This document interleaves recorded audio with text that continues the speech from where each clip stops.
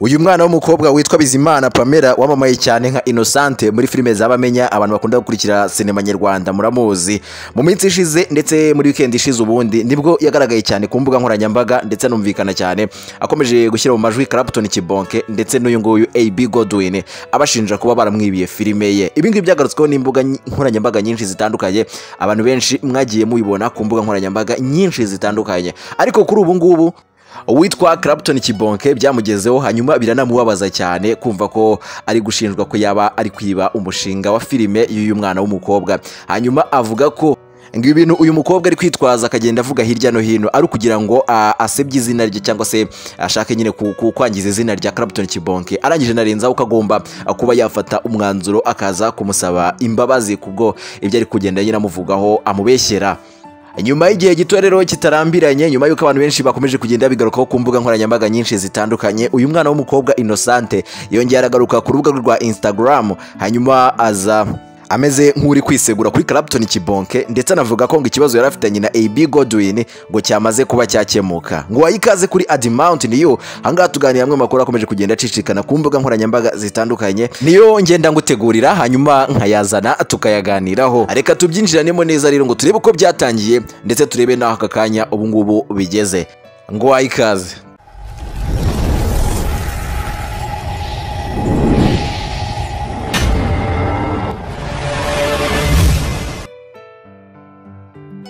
Nibyo koko bajya bavuga ngo umunyarwanda yaravuze ngo ujya kumanika agati wicaye wajya kukamanura ugahagarara. Hari gihe utangira kugenda uvuga bimwe mu bintu ugasa nkaho uhubutse cyane mu gihe cyo kugira ngo bijye gukemuka nyine bikagusaba izindi mbaraga, kandi mu gihe wajyaga kubivuga warabivugaga ubona ko ari ibintu byoroshye cyane. Nyuma rero yuko uwitwa Clapton Kibonke yavuze ko ari guhohoterwa n'uyu mwana w'umukobwa, avuga ko bizagenda kose namara kubona ko ari kumuhohotera azaza kumusaba imbabazi. Ibyo uyu mukobwa yakoze bisa nkabyo nkuko yaje yigaragaza ku mbuga nkoranyambaga nyine aza asobanura uburyo ngo ikibazo cye na AB Godwin ngo cyamaze gukemuka, ariko akaba nisegura nyine kuri Clapton Kibonke avuga ati niyo mpamvu Clapton Kibonke yaje muri iyo case, ariko ubu ngubu byamaze gukemuka, ibintu byaje kujya ku murongo. Ubundi se ngo byatangiye bite? Ku itariki 24 Gicurasi 2025 hari kuwa gatandatu ubwo ni weekend ishize, Godfather rero yari ari ku rubuga rwa X, hanyuma bari kuri space barimo baraganira, kumwe agenda hosting abantu runaka bakaza bavuga ibibazo byabo bigiye bitandukanye. Uyu mwana w'umukobwa rero yaje kuri space, hanyuma nawe aza gutanga ikibazo cye afite, avuga ko ngo afitanye ikibazo n'uyu nguyu AB Godwin. Uyu mukobwa Innocente yavuze ko ngo ari filime noneho yari yarateguye, arangije kuyitegura afata AB Godwin kubera ko n'ubundi ni umudirector, afata amashusho y'amafilime runaka, agafata amashusho y'indirimbo cyane, akunze kugaragara afata amashusho y'indirimbo za Marina. Uyu mukobwa rero yavuze ko ngo yakoranye umushinga n'uyu mu AB Godwin n'uyu mu director, hanyuma amaze gukorana ayo mashusho ya filime barabirangiza, hanyuma ngo projet ngo atinda kuyimuha.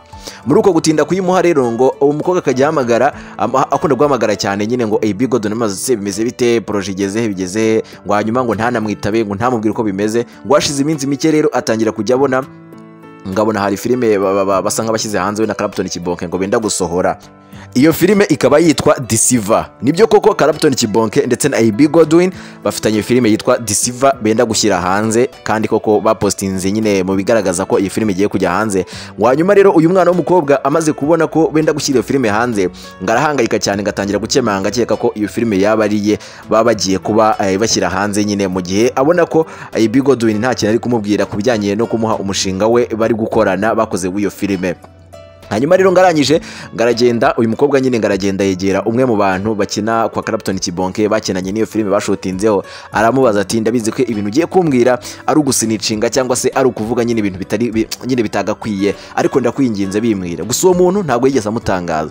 Hanyuma rero ngaramubaza ati nyine bimeze bite filime muri gupanga muri gukoraho imeze ite? Hanyuma rero gatangira kuyimubwiraho ngo yumva ngo ni wa mushinga we batwaye, hanyuma bajya kuwukinamo filime. Uyu mukobwa rero abidatinze yese ku mbuga nkoranyambaga ze, arangize ahitaza aho ngaho bari bashyize ako gace bamaza ko filime yabigiye kuba yajya hanze, ahitaza aza guha comment kuri AB Godwin avuga ati nyine asa nk'ubiyama cyane, ababwira ko adashaka ko baba bamutwarira umushinga we, nyine avuga ko agomba guhaguruka nyine bagahangana, ndetse anabwira Clapton Kibonke agomba gushishoza cyane, avuga ati ntabwo mwantwarira umushinga, ngenda cyari mutoya iki n'iki, ibintu nk'ibyo ngibyo.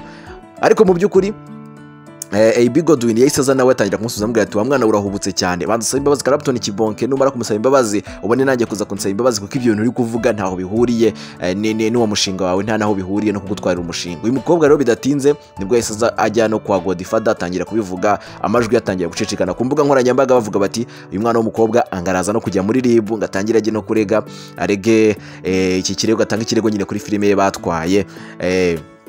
Itangazamakuru rero rikimara kumva ko ibyo bintu bisa nkaho bikomeye ndetse biranakomeye cyane urumva agiye no kurega hazamo n'ibintu byo gufungwa n'iki.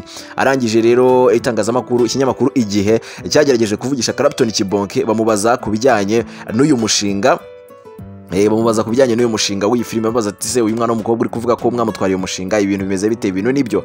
Hanyuma Clapton Kibonke abihakana yivuye inyuma abihakana neza cyane avuga ko ntahuriye nabyo habe na gatoya. Mu magambo Clapton yitangarije yagize ati ntabwo mbirimo barimo gukoresha izina ryanjye. Innocente yakoresheje izina ryanjye mu bintu ntarimo rwose. Namara kumenya ko yamuhoteye azaze ansaba imbabazi kuko ntabwo njya nivanga mu matiku ngo cyangwa se mu bintu by'amapranka. Hanyuma rero Clapton Kibonke nanone akomeza kuvuga ati birashoboka cyane ko yaba yarazamuye amatiku cyangwa se ibingibi kugira ngo akomeze avugwe atwikire iyo filime yenda gusohoka cyangwa se anavugwe cyane kugira ngo atwikire indirimbo yaba yaragaragaye mu mashusho yayo. Ni indirimbo nshyashya ya Run Up yitwa Tsunami yagaragaye mu mashusho y'iyo ndirimbo. Clapton Kibonke rero yavugaga ko bishoboka cyane ko rukuru kugira ngo nyine uyu mwana w'umukobwa se nk'uwa promotinga ibyo bikorwa yenda gushyira hanze cyangwa se iyo ndirimbo yagaragaye mu mashusho yayo kugira ngo bakomeze bajye kuyireba bamurebe bakomeze base nk'abamwibazaho nanashyira n'iyo filime hanze izasohoke uyu mukobwa bamuvugaho cyane. Ubwo ngubwo rero nibwo busobanuro Clapton Kibonke yaje asobanura kuri iyo saga yaramaze iminsi avugwaho cyane nubwo abantu benshi batangira kujya bakabya bavuga ngo Clapton Kibonke bagiye kumujyana muri RIB. Clapton Kibonke yaje kubihakanira kure rwose avuga ko ntaho bihuriye habe na gatoya ko filime nyine bagiye gukora nta ihuriye n'iby'uwo mukobwa habe n'akantu na gatoya bahuriyeho. Bidatinze rero ubwo imbuga nkoranyambaga nyinshi zakomeje kugenda zibigarukaho ibinyamakuru byinshi bikagenda bibigarukaho cyane babaza n'uyu mukobwa ati bimeze bite kugira ngo atange amakuru menshi ku bijyanye n'ibyo yitangarije ubwe ku bijyanye n'ibyo akomeje kugenda agarukaho.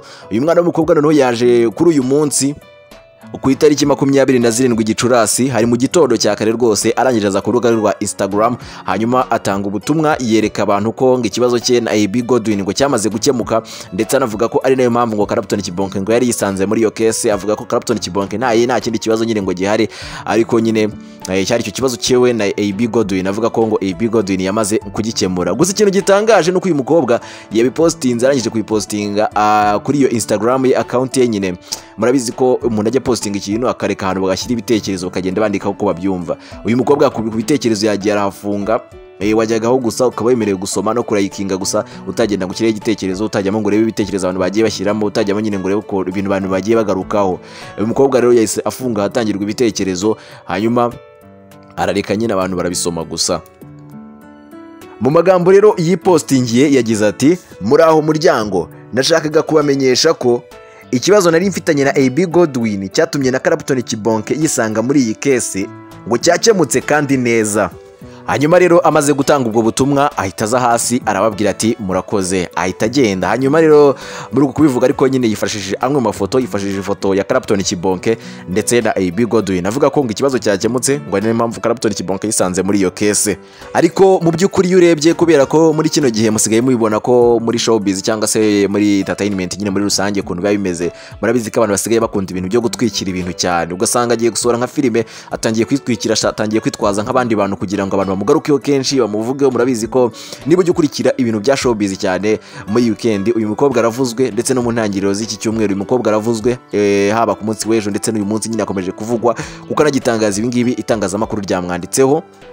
Birashoboka cyane ko ushobora gusanga uyu mukobwa nawe yarimo aratwikira iyi filime ye akagenda akitwaza abantu nk'uko Clapton Kibonke yavuze ko nta haburiye nabyo nta nahabizi anavuga ko ahubwo uyu mukobwa akwiye kuba yaza akamusaba imbabazi. Ese wowe urabyumva ute kuba wari watangiye kuvuga ko Clapton Kibonke yaba yibye filime yawe hanyuma ukagaruka uvuga ko ntaho bihuriye ibintu nk'ibyo ngibyo? Abantu benshi ku mbuga nkoranyambaga aho nagiye mbona ko abantu bavuga ati na Clapton Kibonke twizeraga koko bati ntago tubyumva ni gute umuntu waba ufite filime ikomeye kuriye umuntu waba ufite izina rikomeye gutya yatwara filime y'umuntu utaragira izina rikomeye ngo rigeze kuri uru rwego.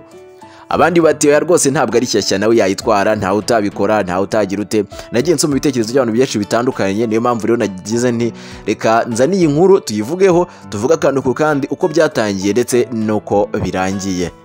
Niyo saga rero yari iri kuri Innocente ndetse na AB Godwin, hanyuma bakazanamo na Clapton Kibonke. Birashoboka cyane rero gushobora gusanga n'ubundi nyine ari kwagutwika, hanyuma bakitabaza Clapton Kibonke izina rye bakarivuga kugira ngo n'ibinyamakuru naho bibyandikeho, abantu benshi babishyuyemo, abantu benshi bagende babijyamo. Ngayo nguko rero nibikomeje kugenda bicicikana ku mbuga nkoranyambaga, nta wamenya aho iyi showbiz iri kugana. Duhurire mu bitekerezo mugende mumbwira uko murimo murabyumva.